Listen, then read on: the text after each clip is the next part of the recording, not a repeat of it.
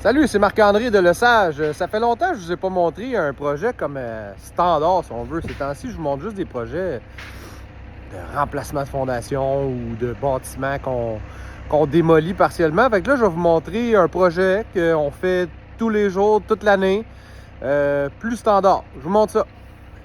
Donc ici, c'est une maison, un bungalow résidentiel à Montréal qui est déposé sur un sol très argileux. La maison est vraiment croche.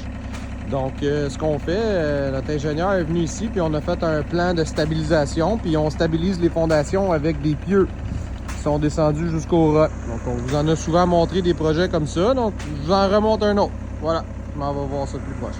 Donc, la maison est déjà fieutée.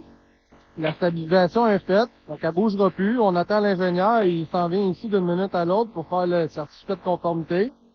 Pour être sûr que tous nos pieux, tous nos travaux soient conformes au plan.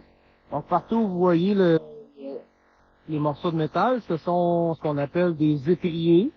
Donc ça, c'est fixé au mur de fondation avec des grands ancrages à béton. Puis le tube qu'on voit qui descend, ça c'est ce qui s'en va jusqu'au roc. D'habitude, on peut, tout dépendamment de l'épaisseur du métal, des fois le pieu va être rempli de béton par la suite pour empêcher la rouille dans le pieu. Mais ici, on a mis un métal beaucoup plus épais, donc on n'a pas besoin de le bétonner. Là, on est après mettre la membrane Delta MS sur le mur de fondation pour imperméabiliser le mur. Et ensuite de ça, quand on va finir l'installer, là, Nathan, il va venir glisser des longueurs de Delta MS ici en dessous pour aller cacher les étriers pour que l'eau s'infiltre pas par les bottes qu'on a mis. Donc, tout le tour de la maison, il y a des étriers. En arrière, ça ressemble à ça.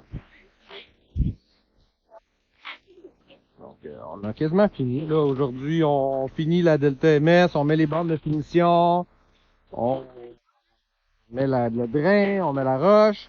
Ici, les fondations sont pas assez profondes. Le code du bâtiment, il dit que ça prend 4 pieds 6 pouces en dessous du niveau du sol pour être protégé du gel.